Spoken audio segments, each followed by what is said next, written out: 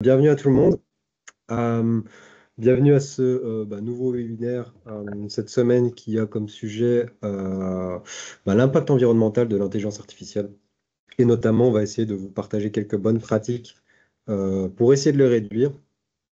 Je dis on, aujourd'hui, on est deux à animer le webinaire, je suis avec Lloyd. Euh, on va peut-être se présenter Oui. rapidement pour ceux qui ne nous connaissent pas. Vas-y, je te laisse te présenter. Bonjour à tous, moi je m'appelle Lloyd, moi je suis tech évangéliste ici au MIC, donc c'est-à-dire que j'ai une position un peu plus tech, comme mon nom l'indique. Donc je suis beaucoup plus proche des équipes de développement que Guillaume par rapport aux dirigeants de PME. Et donc voilà, je vais essayer d'apporter un petit peu mon mot au sein de ce webinaire. Et moi, du coup, c'est Guillaume. Pour ceux qui ne me connaissent pas, je suis Technology Adoption Manager au sein du MIC. Donc, ma mission, c'est tout simplement de faire en sorte que l'IA soit adoptée au sein des entreprises en Wallonie. Et pour ça, j'essaye de vous partager un maximum de bonnes pratiques, de vous donner aussi les clés de lecture et d'adoption des outils d'intelligence artificielle et les rendre les plus accessibles possibles. Voilà, ça c'est pour les présentations. Donc aujourd'hui, le sujet, comme on l'a dit, l'intelligence artificielle toujours, et aussi notamment l'aspect environnemental. Pourquoi? En fait, on s'est dit que ça pouvait être assez intéressant d'en parler, puisque pour ceux qui se sont déjà un petit peu intéressés au sujet, notamment savoir un petit peu combien consomme une requête ChatGPT ou une requête côté Gemini, vous êtes probablement rendu compte que c'était très très compliqué d'avoir des chiffres, d'avoir des sources, des bonnes sources, des sources fiables. Et donc voilà, on s'est dit qu'on allait essayer d'un petit peu démystifier et déflouter tout ça et aussi voir à quel niveau est-ce qu'on peut agir, nous, à notre échelle, principalement en tant qu'utilisateur de l'intelligence artificielle. Profitez-en aussi pour poser des questions. Comme d'habitude, à la fin, on réservera toujours un petit créneau pour répondre un maximum à vos questions. Donc, exploitez le chat un maximum. Alors, j'aime toujours bien commencer avec quelques chiffres, notamment ici qui concernent évidemment l'impact de l'IA. Vous aurez accès aux slides, hein, donc vous aurez aussi accès à toutes les sources qu'on a utilisées pour ce webinaire. Donc, si vous vous posez la question d'où est-ce qu'on a trouvé ces chiffres, de quel article est-ce que c'est tiré, tout est indiqué dans les slides. Donc ça, n'hésitez pas non plus à aller consulter un petit peu les différents articles, les revues scientifiques qu'on a utilisées pour créer ce support de présentation. Alors, le but, c'est pas comment est-ce que je peux dire ça? Évidemment, pas de cracher sur l'intelligence artificielle et de dire que ça consomme trop et qu'il faut pas l'utiliser. C'est pas du tout ça. On vous a mis quand même quelques chiffres pour vous montrer que évidemment, ça a un impact, comme n'importe quelle technologie qu'on utilise aujourd'hui, que vous utilisiez le cloud, que vous utilisiez Netflix ou n'importe quoi d'autre, ça a un impact et nous, on estime que c'est important de savoir quel est cet impact. Pourquoi? Parce que ça permet aussi d'être un peu plus éduqué, éveillé aussi, et surtout de pouvoir enchaîner sur les bonnes pratiques et pourquoi est-ce qu'on on recommande aussi certaines pratiques plutôt que d'autres. Donc voilà. Je vais vous expliquer un petit peu les différents chiffres. Le premier, c'est 376 tonnes d'équivalent antimoine. L'équivalent antimoine, c'est l'unité standard qui va quantifier l'épuisement des ressources. C'est actuellement la consommation estimée de l'usage et la création de toutes les ressources pour créer, entraîner les modèles d'intelligence artificielle. Donc, en gros, qu'est-ce que ça veut dire? 376 tonnes, c'est la quantité de matière première qui est utilisée pour faire tourner les infrastructures, faire tourner les modèles d'IA, utiliser les modèles d'IA. Petit disclaimer quand même, je vais le préciser, comme je l'ai dit au début, c'est extrêmement compliqué de trouver des sources fiables. On retrouve à peu près tout et son contraire quand on s'intéresse à l'impact écologique de l'IA. Et du coup, vous allez voir, il y a certaines estimations, il y a des fourchettes. Donc voilà, tous les chiffres sont bien évidemment, je ne vais pas dire à prendre avec des pincettes, mais à tempérer. Peut-être que dans d'autres sources, on va trouver 350 tonnes ou 400 tonnes. Bref, nous, on a essayé de prendre un petit peu ce qui ressortait le plus, les sources qui nous paraissaient les plus fiables également. Le deuxième point, c'est, pour vous donner une petite idée, 376 tonnes d'équivalent antimoine, ça correspond à environ 1430 tours Eiffel. Comme ça, vous savez un petit peu situer ce que ça représente en termes de matière, de quantité de matière. Le deuxième chiffre, c'est 20 000 tonnes d'équivalent phosphore, cette fois-ci. De nouveau, hein, c'est l'unité standard pour l'épuisement des ressources. Ici, on est sur l'eau utilisée. Donc c'est 20 000 tonnes, on pourrait dire en litres, mais en fait l'équivalent c'est au niveau du phosphore et c'est aussi la quantité, ça équivaut à 2 millions de tonnes d'algues vertes. En gros, qu'est-ce que ça veut dire? C'est à peu près la matière, enfin, la quantité d'eau qui est utilisée actuellement et qui est dédiée à l'eau dans tout le trajet et le parcours qu'elle peut avoir au sein de l'IA, c'est-à-dire refroidissement des serveurs, ce qui est utilisé aussi pour faire fonctionner certaines machines, etc., pour la construction, etc. Le dernier chiffre, c'est 41 millions de tonnes de CO2, également ce qui est estimé aujourd'hui, l'impact en termes d'émissions de l'intelligence artificielle, et ça représente la consommation moyenne d'un pays comme le Danemark. Donc aujourd'hui, en 2025, je crois que les sources datent je pense que c'était début de l'été. Donc, début de l'été 2025, l'intelligence artificielle émet autant de CO2 qu'un pays comme le Danemark. De nouveau, hein, l'objectif, c'est pas de vous plomber avec ces chiffres, mais c'est de vous montrer qu'est-ce que c'est aujourd'hui l'IA. Hein. L'image d'un pays, ça représente assez bien je vais pas dire le problème, mais plutôt l'impact que ça a. Ça, c'est aujourd'hui en 2025. Certainement que ça va fortement augmenter en 2026, en 2027, jusqu'à 2030. Probablement que ça ne tend pas vers une diminution, c'est ça que je veux dire. Alors, il y a des solutions. Si tu as des points, tu me le diras. Oui, non, t'inquiète pas. Il y a des solutions, évidemment. Il y a des points qui sont mis un petit peu plus en avant, notamment la sobriété IA. Alors la sobriété IA, c'est un beau terme qui en fait regroupe tous les principes qui visent à diminuer l'impact de l'IA sur l'environnement. Il y en a plein, hein. Il y a la réduction de l'empreinte carbone, il y a l'usage responsable, il y a aussi favoriser des pratiques un peu plus équitables et inclusives. Enfin bref, c'est tout un ensemble de pratiques pour tendre vers une sobriété IA, une diminution de l'impact de l'intelligence artificielle. Il y a potentiellement des solutions de création de filières d'excellence d'IA frugale. Je ne sais pas si vous avez déjà entendu parler du terme IA frugale.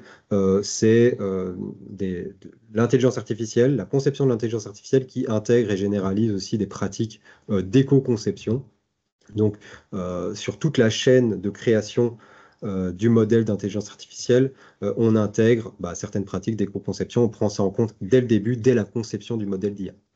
Il y a également la possibilité d'héberger les serveurs, les modèles d'intelligence artificielle dans des pays spécifiques. Les pays spécifiques, c'est des pays où potentiellement la production d'énergie coûte un peu moins cher et la production d'énergie aussi utilise des énergies non renouvelables. Donc ça, c'est des solutions qui peuvent être envisagées. Comme vous le voyez, c'est des solutions envisagées au niveau, je vais dire, qui nous dépassent un petit peu, c'est-à-dire au niveau de l'entreprise qui met en place le modèle d'IA, de l'entreprise qui fait tourner ses serveurs. Et nous, à notre échelle, en tant qu'utilisateur, on n'a pas vraiment la main là-dessus. Je veux dire, c'est pas nous qui allons choisir où est-ce qu'on va faire tourner le modèle, où est-ce qu'on va faire tourner l'IA. On ne va pas mettre en place des pratiques d'éco-conception à notre échelle. Alors, on peut, hein, évidemment, si on est, je ne sais pas si dans le chat des personnes créer des modèles d'IA, c'est possible. Mais voilà, ici, l'angle qui est abordé, c'est en tant qu'utilisateur final, pas en tant que développeur de modèles d'intelligence artificielle. Donc, comme je dis, on voit ici des solutions qui ne sont pas forcément à notre portée à nous. Le but de cette session, c'est d'aller vers les pratiques que nous, on peut mettre en place.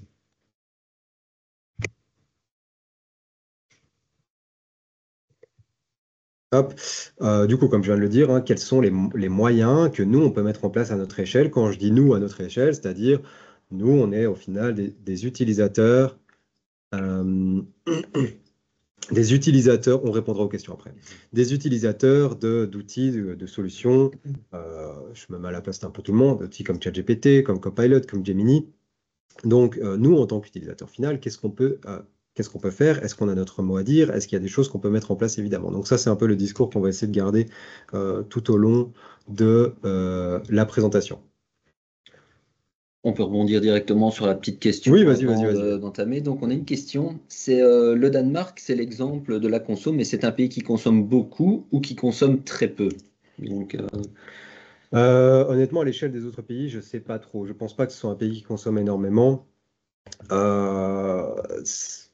J'ai pas les comparatifs et les autres le chiffre. Je ne sais pas trop chez nous à combien on est. L'objectif, c'était plutôt de dire si on devait transposer la consommation d'un outil, des outils d'IA, qu'est-ce que ça représenterait? Bah, ici, on est déjà quasiment sur un pays comme le Danemark. C'est pas un très très grand pays.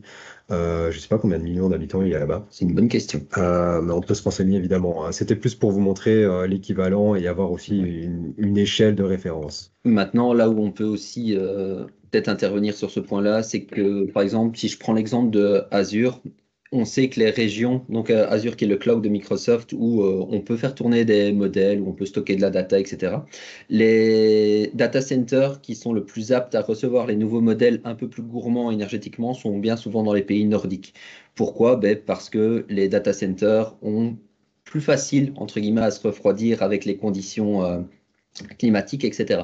Donc, il y a quand même un impact au niveau de la, voilà, à ce niveau-là par rapport à la consommation électrique des data centers, quoi. Et juste pour le petit renseignement, c'est 6 millions d'habitants au Danemark. Donc, c'est à peu près la moitié de la Belgique. Voilà. On en a plein tous les jours. Ouais. J'espère que ça a pu répondre quand même un petit peu à ta question. Après, on pourra Oui, éventuellement un peu plus un peu creuser la plus question, creusé. évidemment, par la suite. Avant de rentrer peut-être dans le vif du sujet, juste rapidement, refaire un petit point, enfin, nous représenter le MIC très, très, très, très vite. On va essayer de pas vous plomber avec ça. Pour ceux qui connaissent pas le MIC, on est en fait le facilitateur d'adoption des technologies émergentes en Wallonie. Notre but, c'est de vous accompagner dans l'adoption de l'intelligence artificielle. Quand je dis vous, c'est tout l'écosystème entreprise, PME, start-up, entrepreneurs en Wallonie. Notre but, c'est de faire en sorte que vous puissiez adopter l'intelligence artificielle. On est là pour vous aider, pour vous accompagner. On est soutenu par la région Wallonne et Microsoft, notamment. Notre mission, c'est toujours contribuer à la montée en compétences. On est là pour vous donner les compétences, pour vous former, pour faire en sorte que vous puissiez, au final, adopter les technologies. Donc, quand je dis les technologies, c'est l'intelligence artificielle, puisque c'est notre focus depuis 1 an et demi maintenant, je pense, vu que c'est la technologie émergente. Ça, je pense que ce n'est une surprise pour personne. Pour ça, donc pour faire en sorte de vous donner, de vous former, de vous donner ces compétences, on a développé un parcours d'adoption formé notamment de conférences technologiques. On vient intervenir, faire des conférences, donc c'est des formats assez courts. On va parler d'intelligence artificielle. L'objectif, c'est d'inspirer, de sensibiliser, d'éveiller la curiosité. On a des formats un peu plus poussés avec des ateliers où là, on va aller beaucoup plus sur la pratique. C'est des formats plus longs, une demi-journée, voire une journée complète. Des guidances où on est là en gros pour... ce sont des rendez-vous privés, personnalisés que vous avez avec nous. On est là pour répondre à vos questions, pour vous accompagner, pour vous éclairer, pour challenger, etc. Donc c'est vraiment en one-to-one, on va discuter avec vous. Ça peut être sur l'objectif de créer un atelier ou alors vous avez un projet IA, vous voulez le lancer ou vous êtes bloqué, vous ne savez pas trop comment faire. Voilà, on est là aussi pour apporter notre regard un peu technique. Et le dernier point, c'est le programme de prototypage et d'accompagnement où, en gros, on vous accompagne sur plusieurs sessions de manière un peu plus poussée, sur cinq sessions, je Cinq pense, sessions, c'est où ça. on va vous suivre et en fait travailler sur un de vos projets, pardon. Un de vos projets ou bien une de vos problématiques en fait, hein. On passe en revue et le but c'est de tirer une roadmap justement d'adoption qui ne se limite pas aux 5 sessions, mais plutôt sur, on va dire, 6 mois, 1 an, histoire que c'est pas seulement une découverte, mais une vraie adoption de la technologie, quoi. Donc voilà. Vous avez le QR code, comme je l'ai dit, vous avez accès, vous avez la présentation sous les yeux, vous aurez accès à la présentation après. Et donc là, vous pourrez aussi scanner le QR code et voir tous nos futurs événements jusque fin 2025. J'allais dire 2026, mais non, pas encore. Voilà, le dernier petit point, on a également créé une plateforme qui s'appelle e-attitude, vous pouvez y accéder.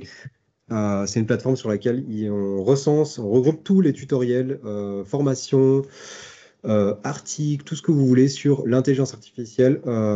Ça recense des formations qui sont gratuites, accessibles pour tout le monde, certifiantes ou non. Donc voilà, l'objectif c'était d'un peu rassembler tout ce qu'on peut trouver sur Internet, toutes les ressources en français pardon, qui ne sont pas forcément simples à trouver. Tout est sur la plateforme. C'est gratuit, vous pouvez y accéder, donc c'est iattitude.be.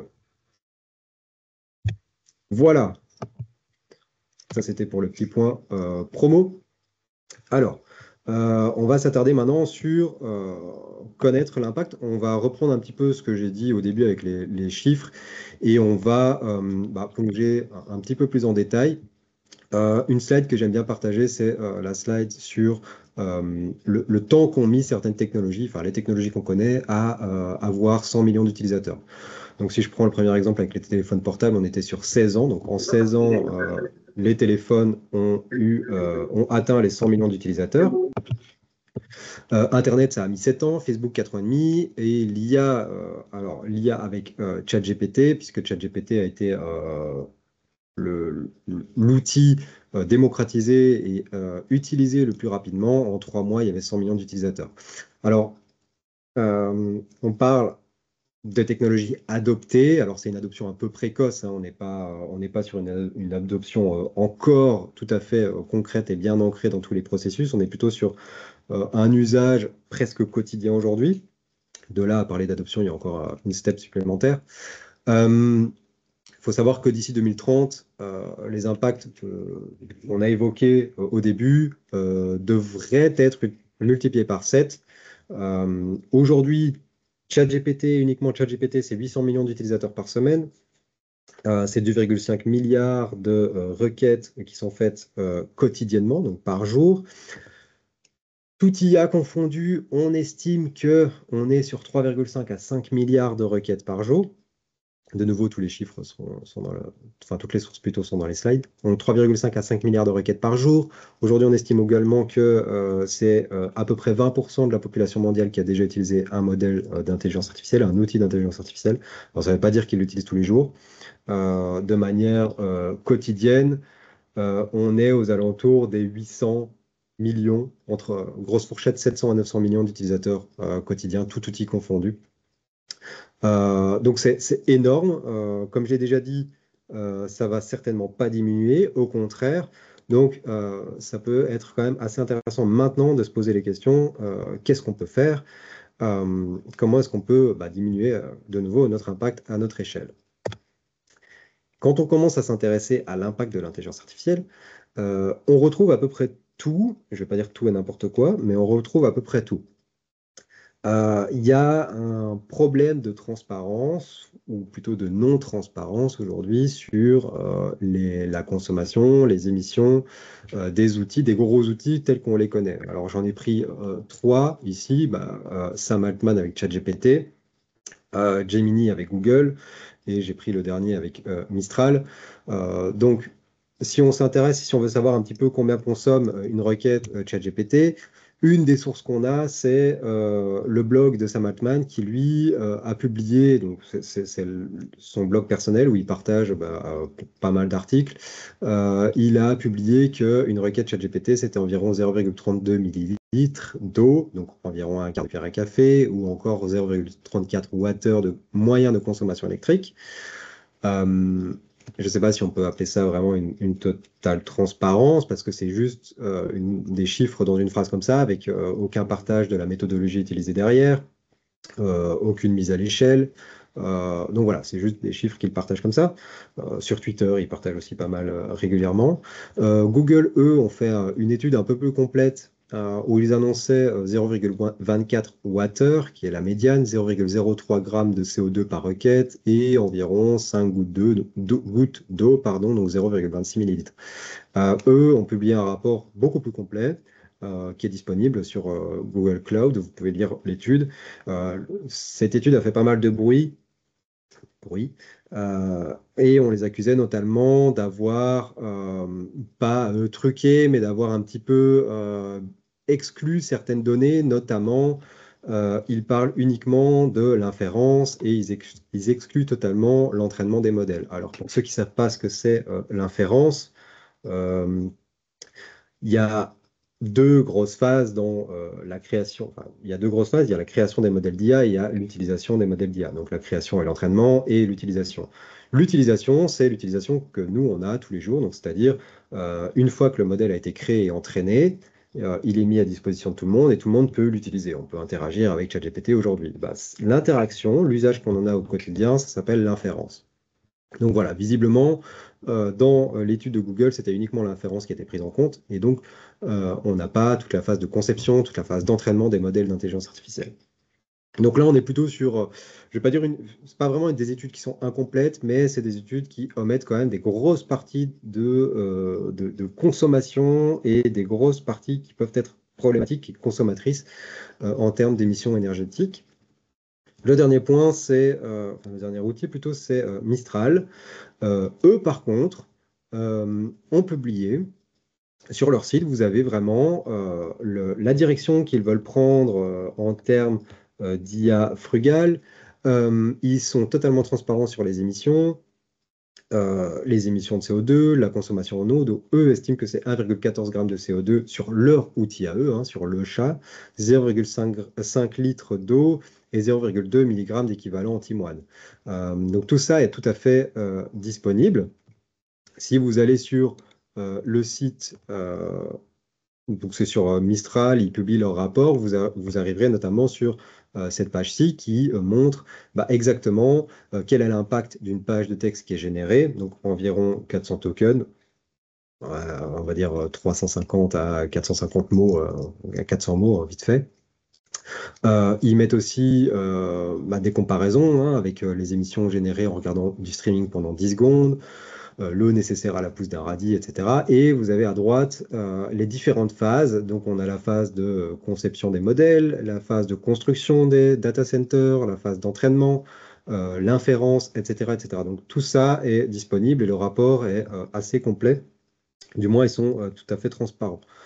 On a aussi pas mal entendu que ChatGPT, une requête ChatGPT, c'était l'équivalent de 10 recherches Google. À un moment, c'était aussi un chiffre qui sortait pas mal. Voilà, ce chiffre est à tempérer parce que ça se base, enfin les chiffres, notamment au niveau de la recherche Google, se basent sur des données qui sont assez vieilles, sur une époque où la recherche web était un peu différente de celle d'aujourd'hui. Donc voilà, c'est pas forcément le meilleur rapport à prendre en compte.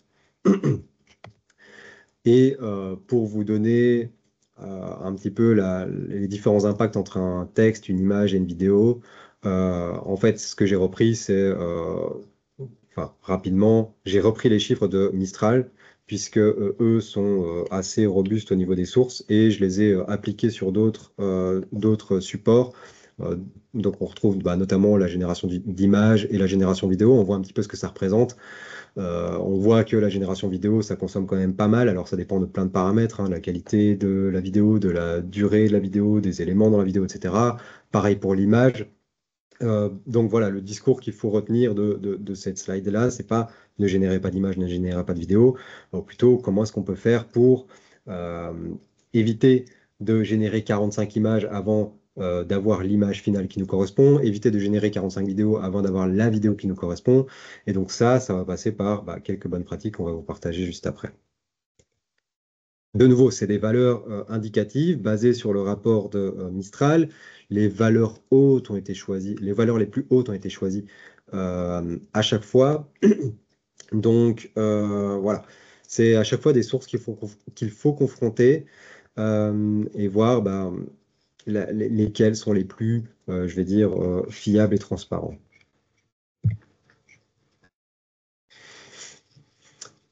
Donc, je parlais tout à l'heure des différentes phases, des différentes étapes dans le cycle de vie de l'intelligence artificielle et de la création des modèles. Donc, il y a la phase de conception, comme on le voit à droite. Qu'est-ce que ça représente? Bah, ça va représenter. Ici, on est plutôt focalisé sur le modèle d'intelligence artificielle, hein, donc c'est l'entraînement du modèle, le cycle de vie des GPU qui sont utilisés pour entraîner les modèles d'IA. Donc tout ça a besoin de systèmes de refroidissement. Donc c'est pour ça que ça consomme de l'eau. L'eau est là pour refroidir les composants qui tournent quasiment H24 en fait. Le réseau électrique également, hein, pour alimenter tous les différents composants. Euh, à savoir que parfois, c'est de l'eau potable qui est utilisée dans le système de refroidissement. Pourquoi? Bah, parce que souvent, c'est plus facile en fait, de se brancher sur le réseau déjà existant. Euh, et il y a aussi d'autres paramètres, notamment sur la qualité de l'eau. Donc, on a toute cette phase-là, donc le réseau électrique, l'entraînement des modèles. À gauche, on a plutôt la phase d'inférence, donc d'utilisation. Donc, ça va être nous. On fait une requête ChatGPT qui est envoyée vers un serveur qui tourne, qui renvoie la réponse. Donc, ça, c'est la phase d'inférence, donc les deux grosses phases. Aujourd'hui, pour les modèles d'IA générative les plus populaires, l'impact environnemental de l'usage quotidien, donc d'inférence, dépasse l'impact environnemental de la phase de création. Pourquoi? Bah, notamment parce qu'il y a de plus en plus de personnes qui utilisent l'IA aujourd'hui. Donc voilà, on est sur une échelle qui a radicalement changé. Euh, Autre chose aussi, c'est que on estime que la puissance de calcul nécessaire pour entraîner les modèles d'IA double tous les 6 mois depuis 2012. Et du coup, c'est corrélé directement avec la consommation électrique totale qui continue, elle aussi, d'augmenter.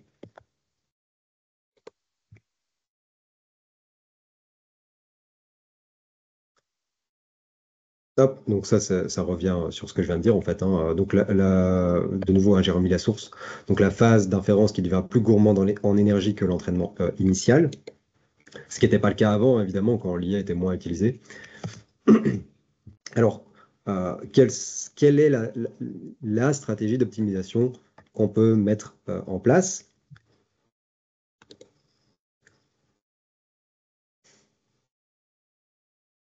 Alors, il y en a différentes à différents endroits, que ce soit dans la conception ou dans la phase d'inférence. On va en retrouver principalement deux. Il y en a d'autres, hein, on n'est pas allé trop dans le détail non plus. On a donc, quelles sont les stratégies qu'on peut mettre en place pour diminuer l'impact et l'usage, euh, plutôt l'impact écologique. On a les techniques logicielles et matérielles, donc ça va être l'évolution des composants. Donc évidemment, les plus utilisés sont euh, de plus en plus efficaces pour une utilisation qui est soit semblable, soit moindre.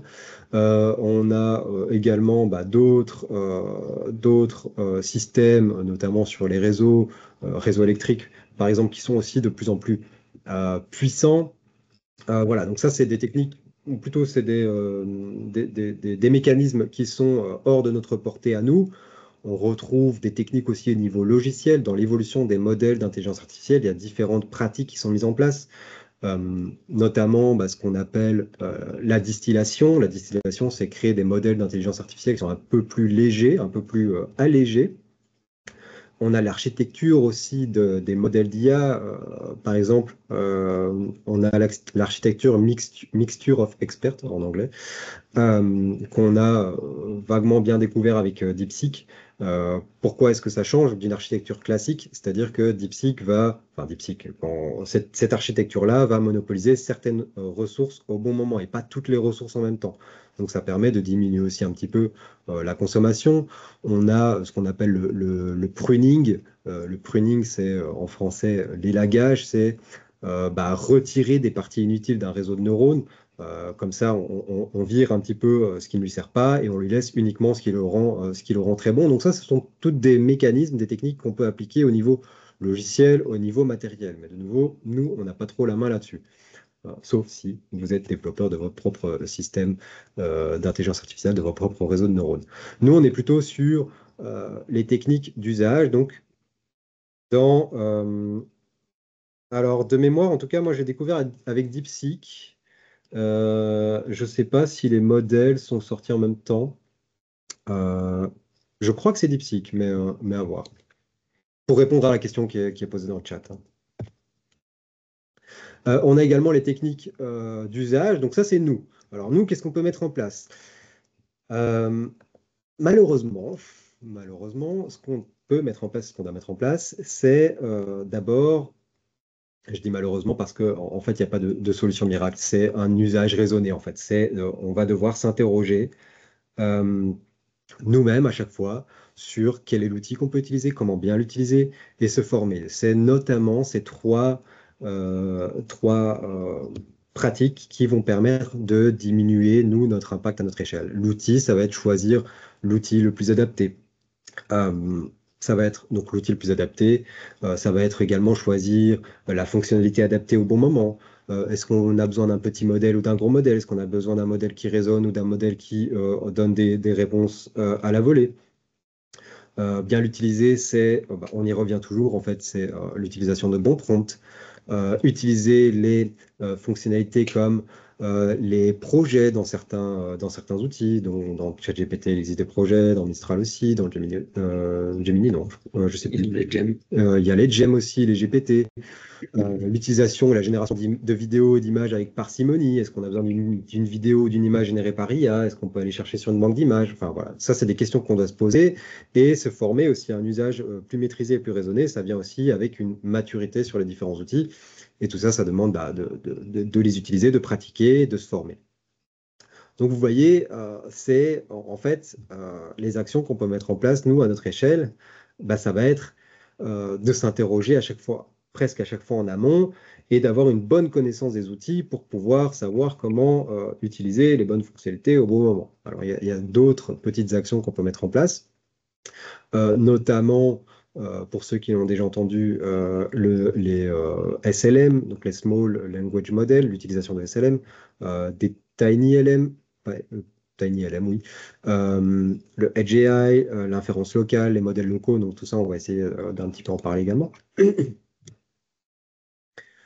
La première, bon, j'illustre avec un exemple très grossier, si je peux dire, mais c'est s'interroger sur est-ce qu'en fait j'ai besoin d'une IA pour répondre à ma question. Typiquement, si on demande à l'IA de donner la météo, je parle vraiment je vais vraiment grossir les traits, hein, de donner la météo, de donner le numéro TVA du Belgique, bah, c'est des choses auxquelles on peut accéder via des recherches. euh, Pas forcément que Google, hein, parfois on a les informations chez nous. Donc voilà, je ne dis pas qu'il ne faut pas le faire, mais il faut s'interroger. Est-ce que ma question doit être posée à un LLM ou pas? Ce Voilà. qui peut être aussi mis en corrélation avec l'usage raisonné de l'IA par rapport à la demande qu'on peut leur donner, c'est déjà, comme Guillaume l'a dit, est-ce que ma question nécessite de l'IA? Et si oui, comment je lui pose la question? Il y a un paramètre hyper important, vous l'avez sûrement vu passer, c'est ce qu'on appelle le prompt engineering, c'est comment je parle à mon IA. Mais si vous lui parlez mal et que vous devez reformuler 3 fois la question, c'est 3 requêtes qui partent, plutôt que d'optimiser une seule requête en sachant le faire. Et là, ça rejoint un peu le point que tu disais juste avant de se former. Ça fait partie des techniques, entre guillemets, qui sont bien. C'est pas un métier, enfin, comme beaucoup le mettent sur LinkedIn, mais c'est vraiment une compétence que si vous utilisez l'IA, vous devez au moins mettre en pratique ce genre de choses. Ouais, alors ça, c'est un des premiers paramètres sur lesquels on peut agir. Le deuxième, c'est choisir le bon outil au bon moment. Et pas que le bon outil, plutôt la bonne fonctionnalité du bon outil au bon moment.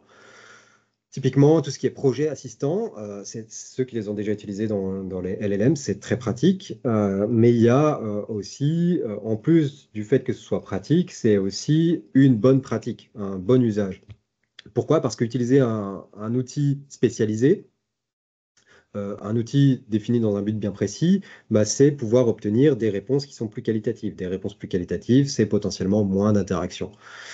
Typiquement, je dis n'importe quoi, mais aujourd'hui, on est sur 3,5 à 5 milliards de requêtes par jour. Potentiellement, si tout le monde utilisait le bon outil au bon moment, si tout le monde était bien sensibilisé au prompt engineering, si tout le monde utilisait des spécialistes type projet assistant, on pourrait envisager d'être plutôt sur 2,5 milliards à 4 milliards, je dis n'importe quoi, mais voilà, ça représente un petit peu. Ça, c'est typiquement l'impact de masse que nous, on peut avoir. C'est peut-être très minime à nos échelles à nous, hein. Peut-être que utiliser un assistant ou un projet, ça va diminuer, je sais pas, moi, chez moi, 10 interactions, chez Lloyd, 15. Mais voilà, si tout le monde le fait, c'est multiplié par des millions de fois. Donc voilà, c'est là aussi où chaque petit geste a son importance. Les instructions et les différents paramètres, également dans l'optique de conditionner, de spécialiser, ou plutôt de faire en sorte de personnaliser les outils d'intelligence artificielle à nos besoins, ça permet d'avoir des réponses qui vont nous correspondre plus et donc potentiellement de diminuer le nombre d'interactions. Diminuer le nombre d'interactions, c'est diminuer le nombre de tokens utilisés.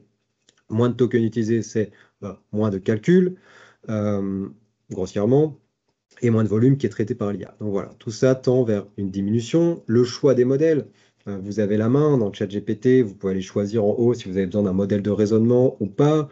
Dans Gemini, si vous avez besoin je pense que c'est uniquement l'abonnement payant, mais vous avez Gemini Pro et Flash. Pro et Flash, c'est Flash une réponse plus rapide. Pro, il y a potentiellement une chaîne de pensée derrière. Donc une chaîne de pensée, ça consomme jusqu'à 87% d'énergie supplémentaire par rapport à une réponse flash. Plein de choses en cause, mais notamment parce que ça consomme un peu plus de mots. Donc voilà, tout ça, c'est des réflexions que nous, on doit avoir en amont. Un autre point qui est aussi à prendre en compte, c'est le mode vocal. Le mode vocal, pour ceux qui l'utilisent, et moi je suis le premier à l'utiliser, c'est super bien. Par contre, on tend la plupart du temps, quand on utilise un mode vocal, on est moins sur la rédaction d'instructions optimisées, on est plus sur un langage naturel. Donc voilà, ça aussi, ça change la qualité des réponses, ça multiplie le nombre d'interactions et du coup, ça multiplie également la consommation qu'il y a derrière. Alors, je ne vous dis pas de ne pas l'utiliser, hein, je vous dis juste que ça peut être intéressant de quand même se poser un petit peu la question en amont. Choisir le bon modèle, bon là j'en ai déjà un petit peu parlé. Je ne vais peut-être pas revenir là-dessus. Un autre point qu'on a abordé lors d'un précédent webinaire, je pense que c'était celui juste avant, c'était les IA locales. Alors pour ceux qui ne connaissent pas, je vais peut-être laisser Lloyd un petit peu plus en parler, mais vous avez la possibilité d'avoir une IA qui tourne localement. Qu'est-ce que ça veut dire? Ça veut dire, en gros, vous avez votre intelligence artificielle sur votre ordinateur à vous, enfin, ou votre autre appareil. Serveur. Je vais te laisser peut-être. Oui, concrètement, c'est plutôt que d'avoir appel, là on peut mettre je me permets, le petit diagramme qui suit. Donc sur le schéma, donc là, on va dire une consommation classique d'IA, c'est je pose ma question part sur un serveur qui est quelque part dans une région et ça me renvoie la réponse. Là, concrètement, qu'est-ce que ça remet en cause? Ça remet en cause qu'on a besoin d'un data center, on a besoin de tout ce qui est installation, etc. Et le data center n'est pas ouvert que pour nous, et donc sa consommation électrique est proportionnelle à la taille du data center, quoi. Et pour ça, il y a une alternative qui est d'utiliser donc des IA de manière locale. Donc quand on dit local, bien, ça peut être sur votre PC directement, sur votre téléphone en fonction de la taille du modèle, mais aussi sur vos infrastructures que vous avez directement en entreprise. Il y a beaucoup d'entreprises qui ont déjà ce qu'on appelle des systèmes on-prem, c'est-à-dire avec leurs propres serveurs, bien souvent dans les hôpitaux ou les plus grosses boîtes. Ils ont leur propre serveur. Et il y a la possibilité justement de faire tourner les IA sur ces machines pour éviter un contact avec le cloud directement. En plus de l'impact environnemental, c'est beaucoup plus facile à mesurer parce que c'est votre consommation électrique en fait. Et donc vous avez la main complètement sur les machines sur lesquelles vous faites tourner vos IA.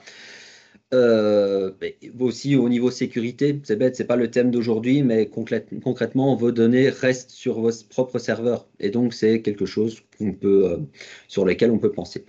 Mais attention, si vous êtes habitué justement à une réponse avec un gros GPT-5 qui va vous raconter des monts et merveilles et vous faire des textes sans fin, la qualité de votre modèle va dépendre de votre infrastructure. Et pour ça, on a quand même des alternatives. Donc, pour revenir un petit peu, Guillaume, on a parlé tout à l'heure, mais on va faire cette différence entre les LLM et les SLM. Donc, les LLM, concrètement, c'est quoi? C'est les Large Language Models. comme par exemple GPT-4, GPT-5, donc des modèles qui ont énormément de paramètres et qui ont été entraînés, qui peuvent à peu près répondre à tout et n'importe quoi. Ça, si on prend une petite métaphore, on peut comparer ça à un gros camion, quoi. C'est super puissant, ça peut tout faire, ça peut écrire des romans, ça peut vous faire des sites maintenant avec les gros modèles qui génèrent du code, mais c'est coûteux, c'est lent parfois, parce que parfois certains modèles font de la réflexion et donc prennent du temps avant de vous générer la réponse, etc. Ce qui induit une génération de tokens et justement une génération de coûts derrière. À côté de ça, on a les Small Language Models, qui sont les SLM. Ça, on pourrait dire, c'est un peu les scooters ou alors les trottinettes là, qui se faufilent un peu partout en rue. C'est plus petit, spécialisé, c'est ultra efficace pour des petites tâches précises. Par exemple, résumer un email, faire répondre à une question sur vos produits, etc., etc. C'est beaucoup utilisé aussi, je ne sais pas si vous connaissez le RAG. Donc le RAG, c'est une manière d'utiliser l'intelligence artificielle pour connecter justement plutôt que de connecter le cerveau de votre modèle, le connecter à vos propres données. Et donc, on n'a pas besoin de modèle hyper intelligent pour faire ce genre de process, mais plutôt d'un modèle qui est très spécialisé dans la réécriture ou dans le résumé. Donc, ça, c'est déjà deux choses. L'LLM demande beaucoup plus de puissance de calcul qu'un SLM. Par exemple, un SLM, on peut le faire tourner facilement sur un PC moderne de bureau. Donc, vous pouvez avoir un assistant qui tourne de manière locale sur votre PC sans devoir faire appel à des services cloud qui vont vous demander de l'argent et surtout qui vont un peu polluer. Donc le réflexe que vous pouvez déjà avoir en tant que PME ou boîte, c'est de ne pas forcément toujours vouloir utiliser un LLM surpuissant et surtout très cher quand vous voulez mettre une solution IA en place. Dans 90% des cas, un SLM, c'est largement suffisant. Et l'action, justement, que vous pouvez faire par rapport à ça, c'est faites une petite audit de vos usages, mais même ça peut passer par vos besoins quotidiens, quoi. C'est-à-dire, OK, la question que je pose, et ça rejoint un petit peu ce que tu parlais avec la recherche, etc. Est-ce que la question que je pose, j'ai besoin d'un gros modèle pour y répondre ou alors quelque chose de beaucoup plus spécifique? Du coup, ça rejoint le SLM on Edge. Vous verrez ça justement passer si vous commencez à faire des recherches sur les SLM. Aujourd'hui, vos données, elles font des allers-retours, comme je vous l'ai expliqué, vers un data center pour chaque requête. C'est lent, coûteux et parfois, ça peut poser beaucoup de questions de confidentialité. C'est beaucoup de questions qui nous reviennent lors des guidances. Guillaume parlait tout à l'heure. C'est où vont mes datas? Et beaucoup de gens vont vous proposer des petits GPT comme ça qui utilisent entre guillemets des petits modèles, etc. Mais vous ne savez pas où sont vos données et c'est hyper important. Demain, l'Edge AI, c'est une IA qui va fonctionner directement sur vos appareils. D'ailleurs, c'est Microsoft qui a sorti les PC Copilot justement avec des IA déjà et des puces qui sont faites pour pouvoir faire tourner des IA de manière locale sur vos machines. Donc c'est quelque chose, c'est ce qu'on appelle vraiment le traitement local qui va voilà, qu'on verra arriver de plus en plus, à mon Sur avis, les dans les téléphones entreprises. aussi également. Ouais. Donc voilà, c'est quelque chose justement où vous aurez beaucoup plus la main, qui sera beaucoup plus rapide, parce que la réponse sera directement sur votre machine. La sécurité des données, comme je vous l'ai dit, Mm. hyper importante parce que vos informations sensibles ne quittent jamais votre entreprise. Le fait de faire de l'IA locale aussi, ça évite, pendant toute une période, il y avait ce qu'on appelait le shadow IT, justement où il y avait des développeurs, etc., qui utilisaient des services tiers justement au sein des entreprises et sur lesquels les tech leads n'avaient pas forcément la main. Mais maintenant, de plus en plus de boîtes font ce qu'on appelle du shadow AI, c'est-à-dire, OK, vous n'avez pas donné accès enfin, vous n'avez pas donné un copilot ou un accès à ChatGPT, les gens vont utiliser leur propre GPT personnel et peut-être avec des datas d'entreprise qui ne sont pas forcément les bonnes. Et donc, voilà, ça vous permet justement d'avoir un œil sur vos coûts et surtout sur votre consommation excessive. Hop, Ok. Voilà, on est on pile est poil bon, dans le pile timing. poil dans le timing. 45. Donc, l'objectif, le discours qu'on a tenu, c'était de vous montrer que vous dire d'utiliser moins, enfin avoir le discours de moins utiliser l'intelligence artificielle, c'est pas un discours qui est, je pense, réaliste. Le but, c'est plus, enfin, le discours qu'il faut tenir, c'est plutôt de mieux l'utiliser, d'être conscient des enjeux, de ce qui tourne derrière et de savoir un petit peu comment on peut réduire son impact. Aujourd'hui, bon, de nouveau, 500 millions d'utilisateurs quotidiens, 3,5 à 5 milliards de requêtes. Oui, 500 millions, on est sur 500 à 700, c'est des échelles qui sont assez larges.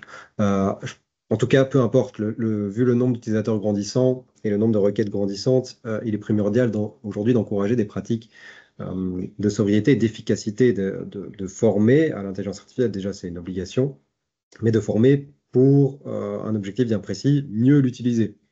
Ce qui peut être intéressant aussi, c'est de publier et d'imposer des standards mondiaux de mesure des impacts. Ça, c'est le discours que tient Mistral, c'est-à-dire il voudrait qu'il y ait un standard mondial de mesure des différents impacts pour qu'il n'y ait plus euh, d'études publiées par Google qui prend en compte certains paramètres ou pas, d'études publiées par Mistral qui prend en compte certains paramètres ou pas, etc., etc. Il faut aujourd'hui imposer au niveau des grandes entreprises qui créent des modèles d'IA et même au niveau de ceux qui créent des modèles d'intelligence artificielle à plus petite échelle, imposer des standards de mesure pour qu'on ait un réel visuel global de cet impact. Comme je l'ai dit, c'est très très compliqué de trouver des chiffres, de trouver des bonnes sources, de savoir qui dit vrai, qui dit faux. Alors, il n'y a pas de personne ne dit vrai ou ne dit faux, mais plutôt d'avoir vraiment des acteurs qui sont totalement transparents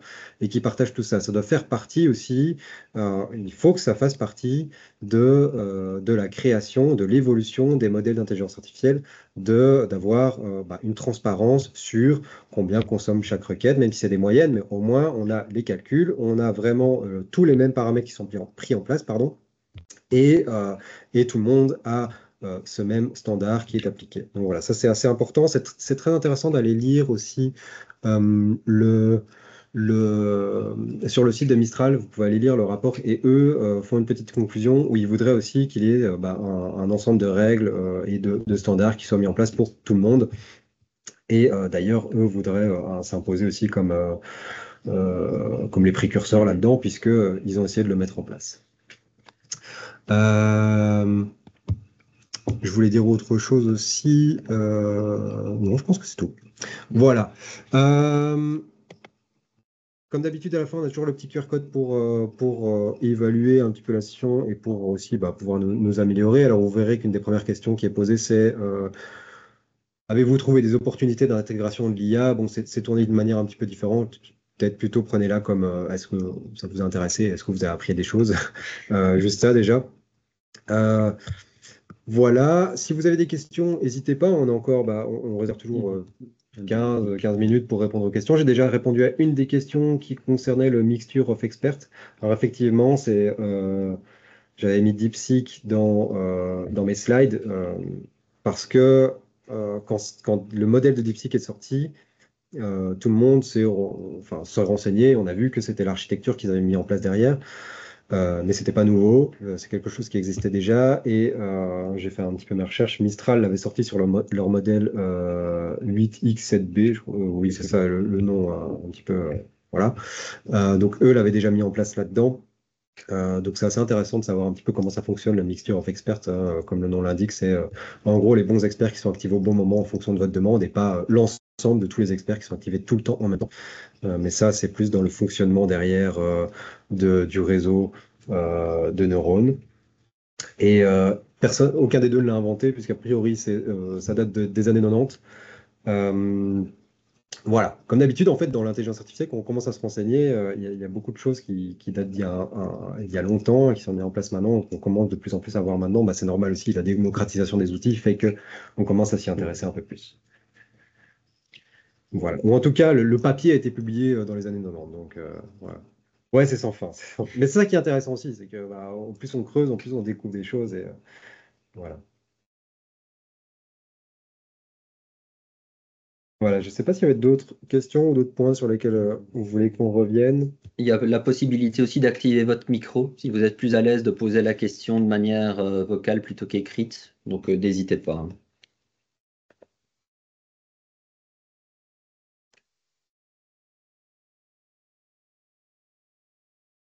Bonjour, je ne sais pas si vous m'entendez. Oui, Oui, j'avais juste une petite question à vous poser. Dans les outils, les suites Microsoft Education, donc on a une version de Copilot. Est-ce qu'il y a des paramètres que l'on peut éventuellement modifier pour que ce soit moins gourmand en consommation énergétique ou est-ce que on ne sait rien modifier par rapport à ce qui est déjà installé dans les suites Microsoft? alors je dirais que directement non. Mhm, Indirectement, probablement oui. Qu'est-ce que je veux dire par là? Au Euh, travers de l'utilisation. Au travers des instructions personnalisées qu'on peut donner, ce genre de choses. C'est très très très minime, hein, mais voilà. Ça peut jouer, par exemple. On peut paramétrer, c'est peut-être pas utile dans votre cas, mais on peut paramétrer comment est-ce qu'on veut que Copilot réponde aux emails, ce genre de choses. Voilà, peut-être qu'en paramétrant et en mettant des instructions personnalisées, ça correspond oui, plus à notre besoin. Et voilà, on va, au lieu de faire générer trois mails, trois réponses avant de l'envoyer, on n'en fera qu'une parce que ça nous correspond à 100%. C'est des tout petits leviers sur lesquels on peut agir à nos échelles. Il n'y aura pas enfin pas à ma connaissance en tout cas, vraiment de paramètres sur lesquels on va pouvoir dire enfin, sur laquelle on va pouvoir jouer pour que ça consomme moins. Malheureusement, Mhm. ce sera à chaque fois des petites questions à se poser, des petites instructions personnalisées, euh, ou alors utiliser les outils de Copilot qui permettent de générer des images, parce que ça, on peut aussi les mhm, conditionner, ça répond un peu plus à notre branding, donc ce genre Mhm. de choses.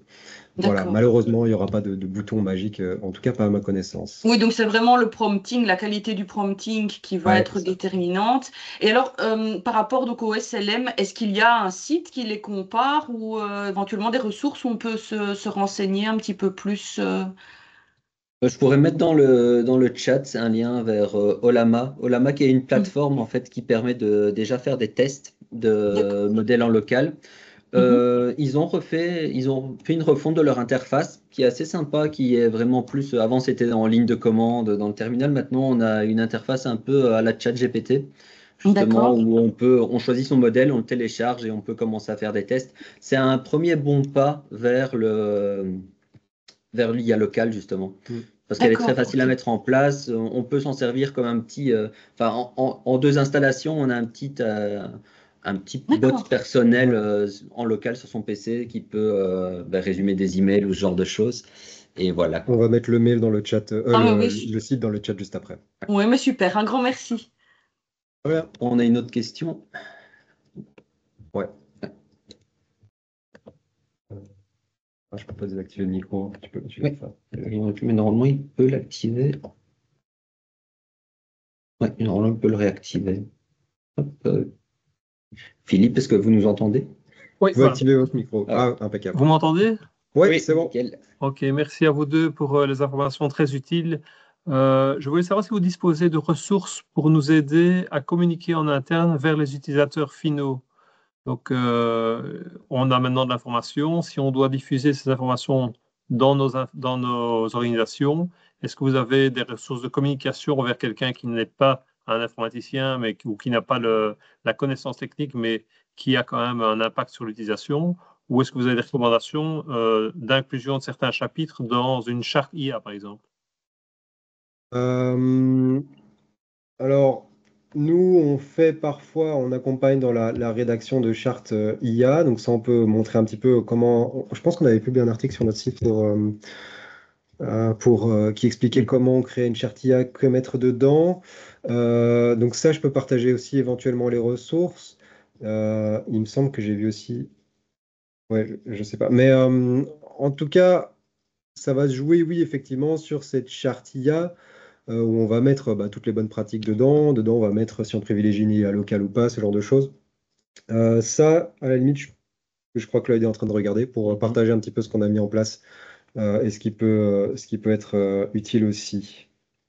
Voilà, je ne sais pas si ça répond exactement à la question, Philippe.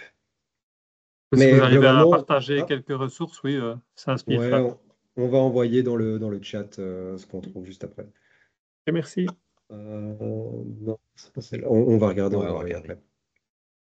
Euh, Petit point aussi pour ceux qui ont répondu au formulaire.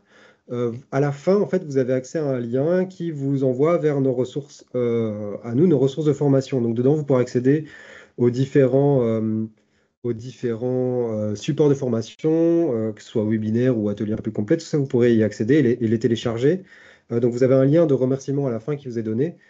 Et là-dedans, on partage aussi plein d'autres choses, des liens intéressants. Donc, on va l'alimenter juste après avec les réponses aux potentielles questions, notamment la charte et Olama.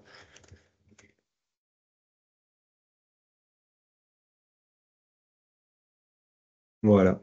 Je ne sais pas s'il y avait d'autres questions.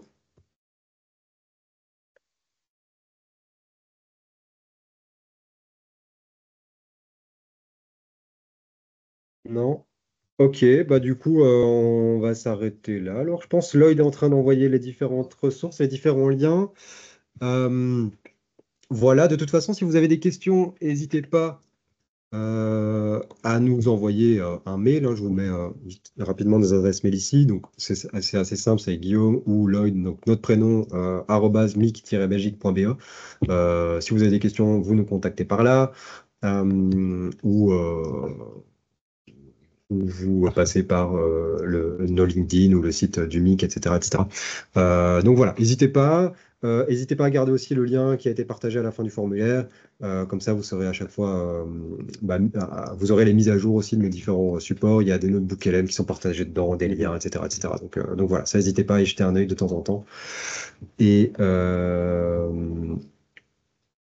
voilà, juste pour teaser le prochain webinaire, ce sera, si je dis pas de bêtises, sur les bonnes questions à se poser avant de se lancer avec l'intelligence artificielle, je pense. Donc là, on est plus qu'est-ce qu'on doit prendre en compte avant d'intégrer des solutions, quels sont les potentiels pièges auxquels on ne s'attend pas, etc. Donc comment bien se lancer, les bonnes pratiques. Donc ça, ce sera le 25 novembre.